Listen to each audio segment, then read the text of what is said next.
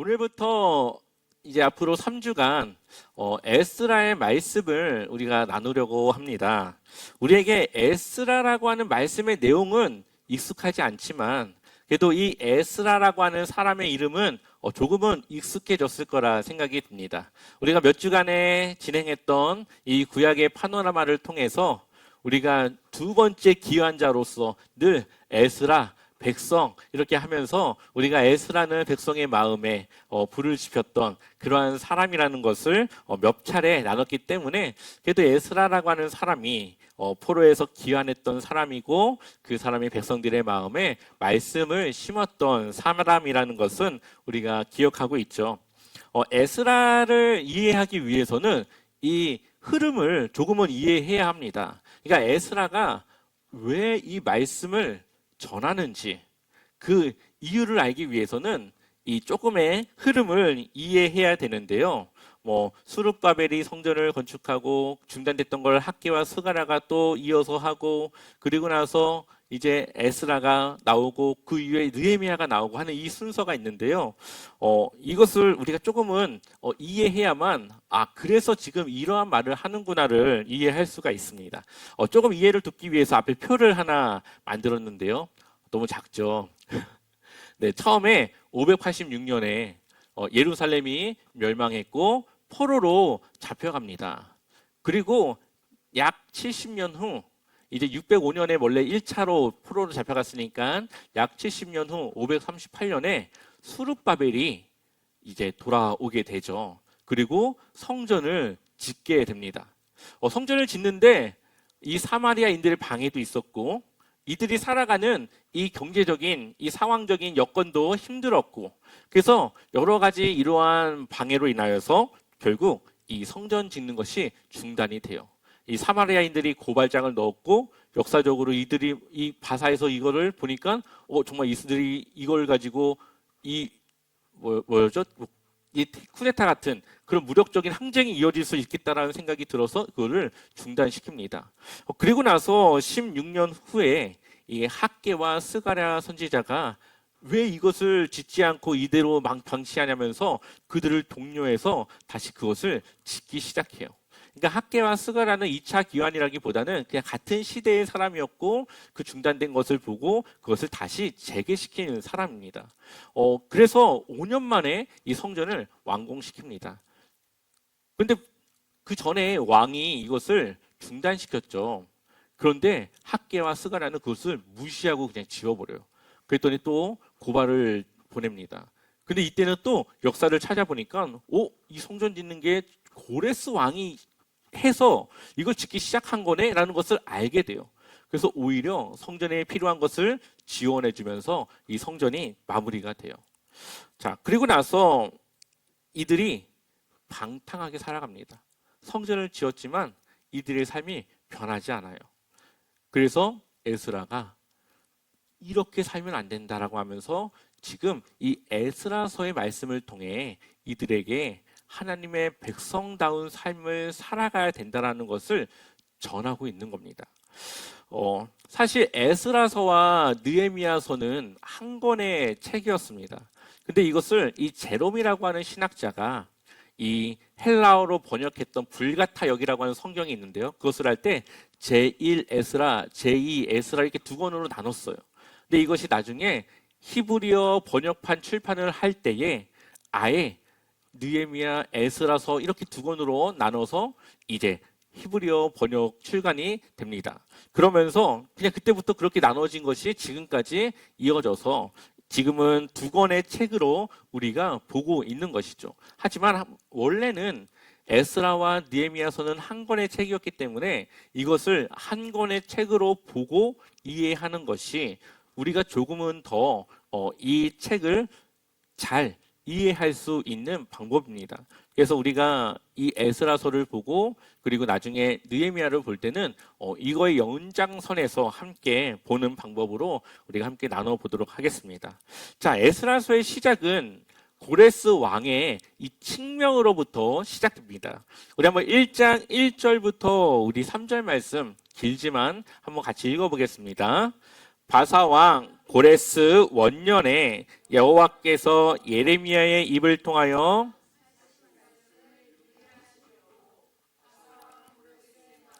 감동시키심에 그가 온 나라에 공포도 하고 조서도 내려 이르되 바사왕 고레스는 말하노니 하늘의 하나님 여호와께서 세상 모든 나라를 내게 주셨고 나에게 명령하사 유다 예루살렘의 성전을 건축하라 하셨나니 이스라엘의 하나님은 참 신이라. 너희 중에 그의 백성된 자는 다 유다 예루살렘으로 올라가서 이스라엘의 하나님 여호와의 성전을 건축하라. 그는 예루살렘에 계신 하나님이시라. 아멘. 바벨론이 제국이었지만 이 바벨론이 바사에 의해서 무너졌습니다. 바사는 우리가 잘 알고 있는 페르시아예요. 페르시아가 이 바벨론을 무너뜨려서 새로운 제국이 되었고 이 고레스라고 하는 왕은 자신들의 속국으로 있는 여러 나라에게 종교적인 자유를 선포합니다. 이제 그들이 섬기는 종교를, 신들을 그들이 섬길 수 있도록 자유를 주는 것이죠. 그래서 그 잡혀온 사람들이 돌아가서 그 신전을 짓기 원하면은 그것을 허락하기도 하고 그것을 지원해 주기도 합니다. 예스라서 1장 1절에는 이것이 예레미야의 입에서 나온 하나님의 말씀을 지키기 위해, 이루기 위한 것이고 하나님이 고레스 왕을 그렇게 했다라고 기록하고 있지만 사실 역사적으로는 이것이 정치적인 것이었고 사람들의 그 마음을, 호감을 사기 위한 하나의 전략적인 방법이었다라는 것을 보게 됩니다. 그럼에도 불구하고 에스라는 이것이 하나님이 이루신 일이라고 하는 이 말을 넣은 이유는 예레미야를 통해서 70년 후에 돌아올 것을 이야기를 하셨고, 그리고 이들은 정말 70년 정도의 시간이 흐른 후에 다시 돌아갈 수 있는 기회를 얻게 됩니다. 이들의 생각에는 하나님과 이 마르둑이라고 하는 신의 싸움에서 하나님이 져서 자신들이 바벨론으로 끌려갈 수밖에 없었고, 그리고 그곳에 살아가면서 이제 우리는 하나님의 백성이 아니구나라는 생각을 가질 수 있었겠죠. 하지만 에스라는 예레미야를 통해 말씀하셨고 70년 후에 그것을 이루시는 하나님을 통해 마르둑에게 진 것이 아니라 하나님의 계획이었고, 그들을 버린 것이 아니라 하나님이 여전히 그들의 계획을 인도하시는 이 역사의 주관자이신 하나님이라는 것을 보여주고 싶기 때문에 지금 이렇게 고레스 왕의 이 행동을 하나님의 주권하에 이루어지고 있다라는 방향으로, 그러한 관점에서 이야기를 하고 있는 것이죠. 그래서 이들이 다시 이 바벨론을 떠나서 유다로 돌아오는 이 과정을 보게 되면요, 이 출애굽기와 겹치는 부분들이 있습니다. 또한 이 선지자들을 통해서 포로에서 귀환할 때 이들이 그 과정을 설명할 때 바다를 지나 광야를 지나 돌아온다라고 말하는데요, 우리가 출애굽기 때 홍해 바다를 건너서 광야를 지나서 가나안을 들어가죠. 그러니까 이것을 지금 제2의 출애굽으로 설명을 하고 있다고 볼 수도 있습니다.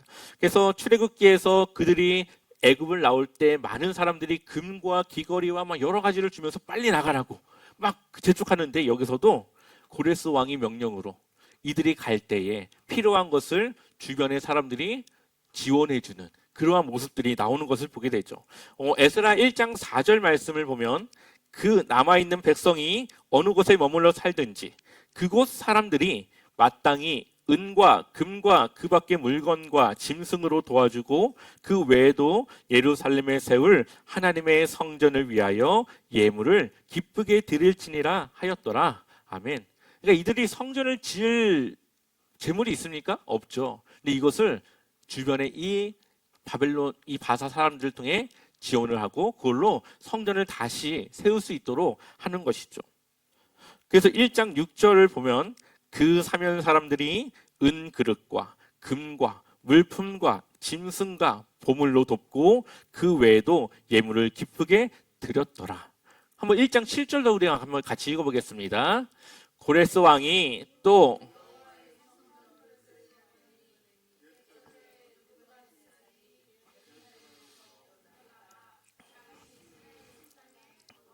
것이라. 아멘. 이 바벨론에 의해서 유다가 무너질 때 가져갔던 이 성전 안에 있던 물건들, 성물들, 그것을 느부갓네살이 가져갔는데 그것을 다시 이 고레스 왕이 돌려주죠.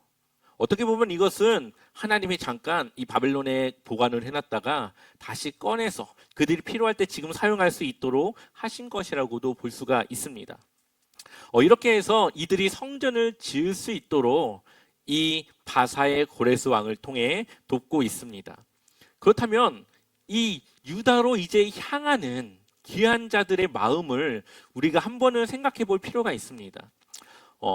이들이 지금 이 바벨론의 포로로 와서 정착해서 살아가죠. 바벨론의 1세대들, 포로로 잡혀온 1세대들의 삶은 어땠을까요? 힘들었을 겁니다. 우리가 미국에 처음 이민 가서 사람들이 정착할 때 집도 없죠, 돈도 없죠, 재산도 없죠.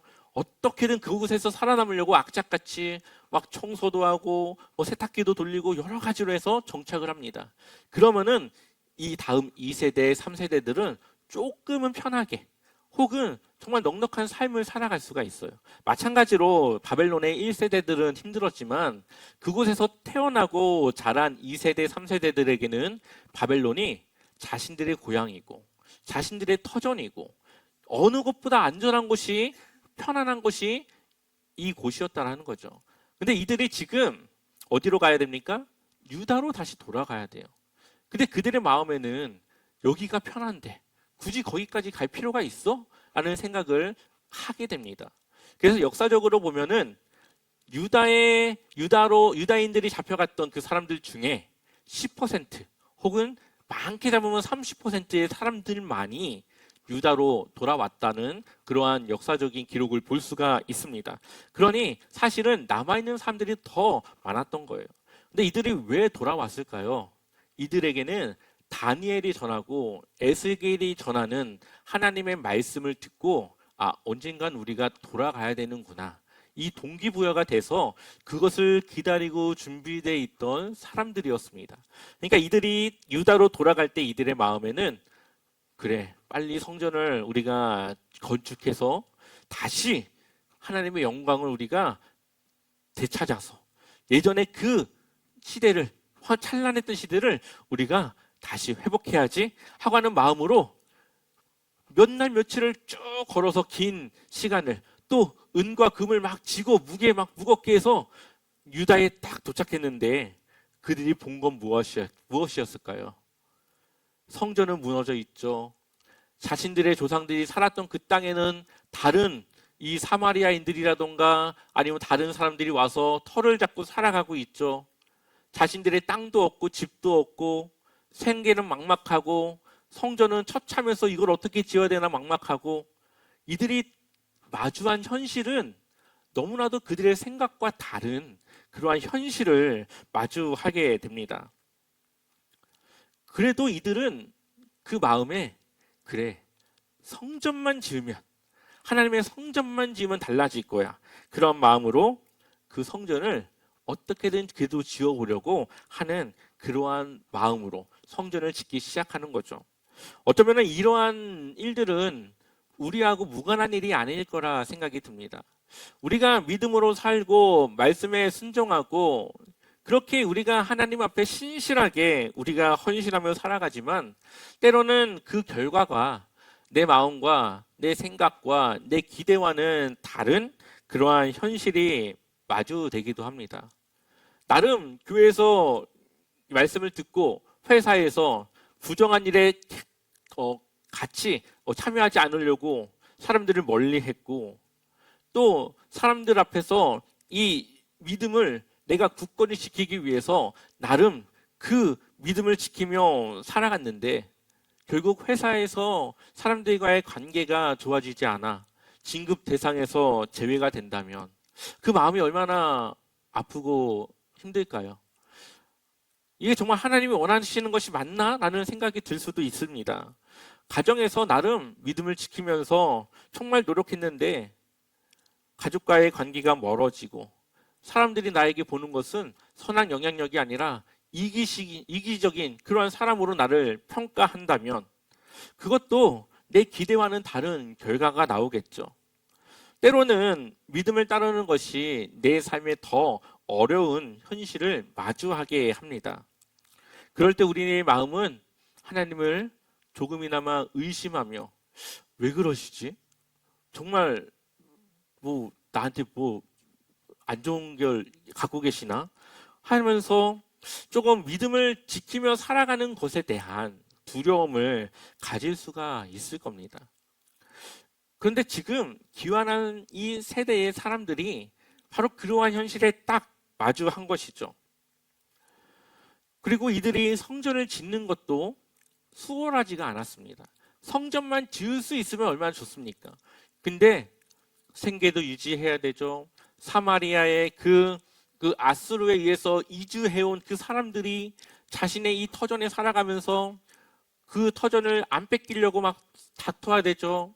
그리고 성전을 지을 때마다 이 바사에 고발장을 보내서 이들이 지금 이 성전을 통해 앞으로 이 바사를 대적하려고 한다라고 하면서 모함하죠. 이것이 굉장히 많은 시간 지연되면서 성전이 잘 지어지지가 않았습니다. 그래서 에스라 4장 5절을 보면 그들은 고문관들을 매수하면서까지 성전을 짓지 못하게 하였다. 이러한 방해는 페르시아 왕 고레스가 다스리던 모든 기간뿐만 아니라 페르시아 왕 다리우스가 통치하던, 왕이 바뀌었죠. 통치하던 때까지 이어졌다.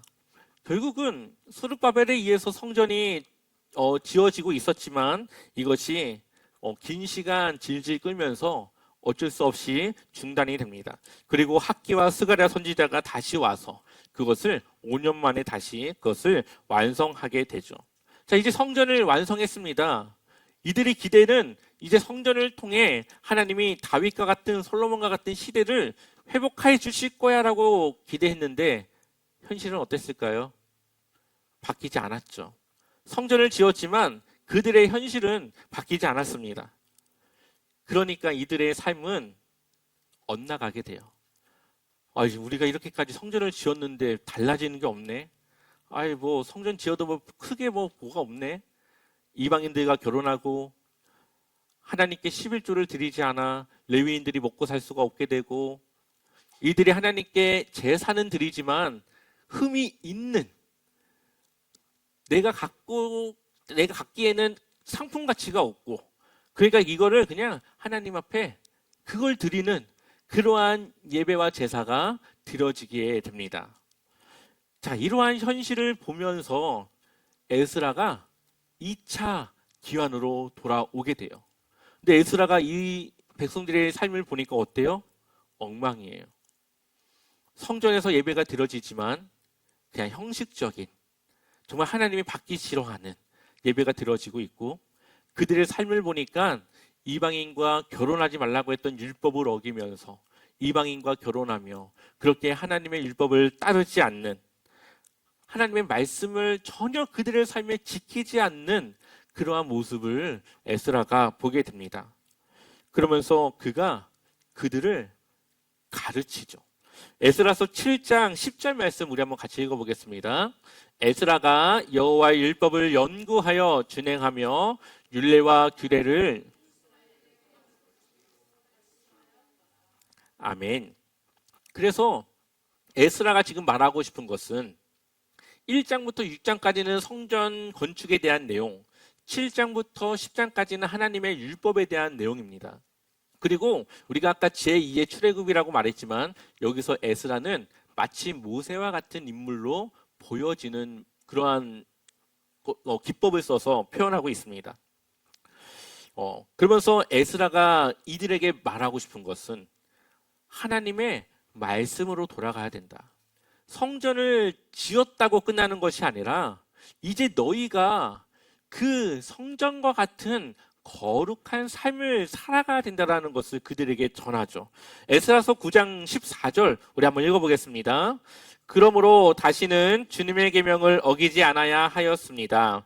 역겨운 일을 저지르는 이방 백성들과 결혼도 하지 않아야 하였습니다. 이제 주님께서 분노하셔서 한 명도 남기지 않고 없애버리신다고 해도 드릴 말씀이 없습니다. 아멘. 이 조상들이 하나님을 버리고 우상을 섬기면서 하나님 앞에 심판을 받았고 바벨론으로 잡혀갔습니다. 이제 돌아와서 이들이 다른 모습을 보여줘야 되는데 지금 이들이 보여주는 모습은 그때 바벨론으로 잡혀갈 때의 그 조상들의 모습과 다르지 않은 그 모습을 보여주고 있죠. 그러니까 에스라가 이제는 계명을 어기지 않고 하나님이 원하시는 하나님의 백성다운 삶으로 우리가 살아가야 된다라고 말하고 있는 겁니다. 결국은 이 에스라가 말하고 있는 것은 당신들이 지금 누군지 아십니까? 하나님의 백성입니다. 하나님의 백성은 어떻게 살아야 되는지 아십니까?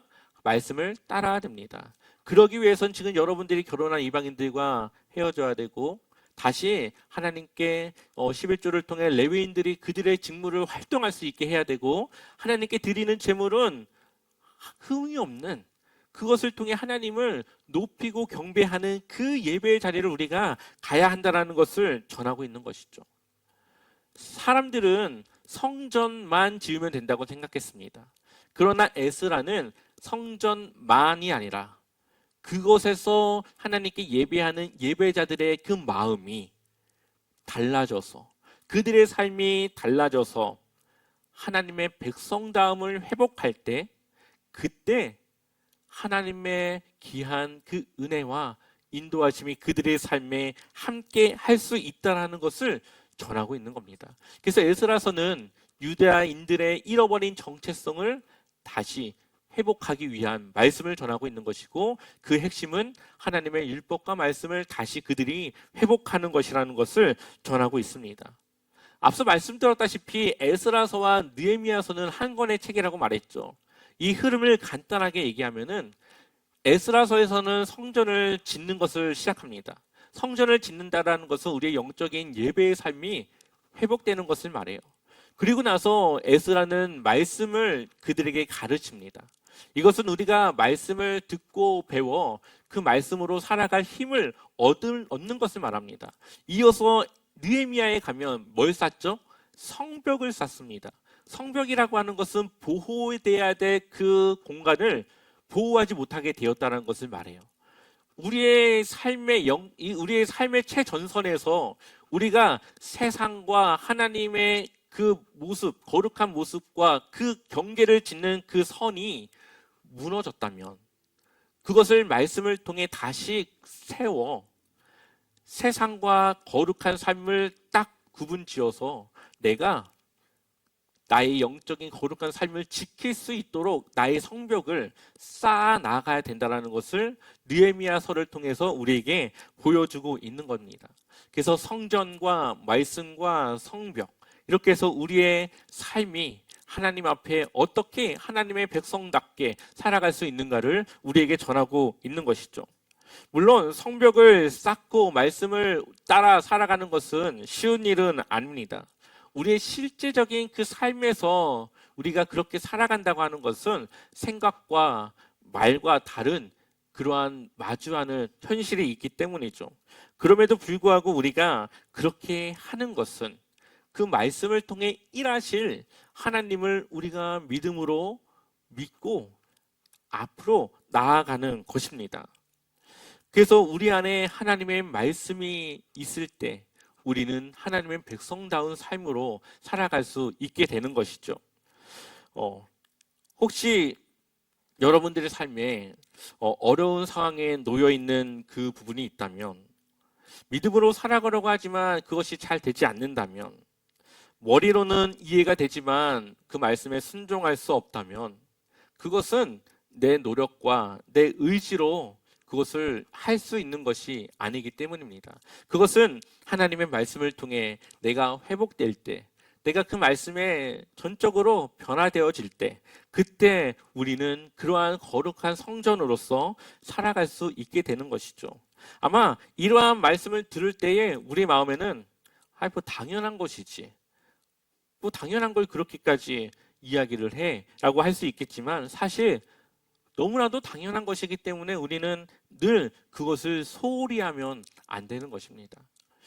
당연하기 때문에 우리는 더 그것에 열심을 가지고 시간을 들여 그것을 우리의 삶에 늘 잃지 않고 가져가야 되는 겁니다.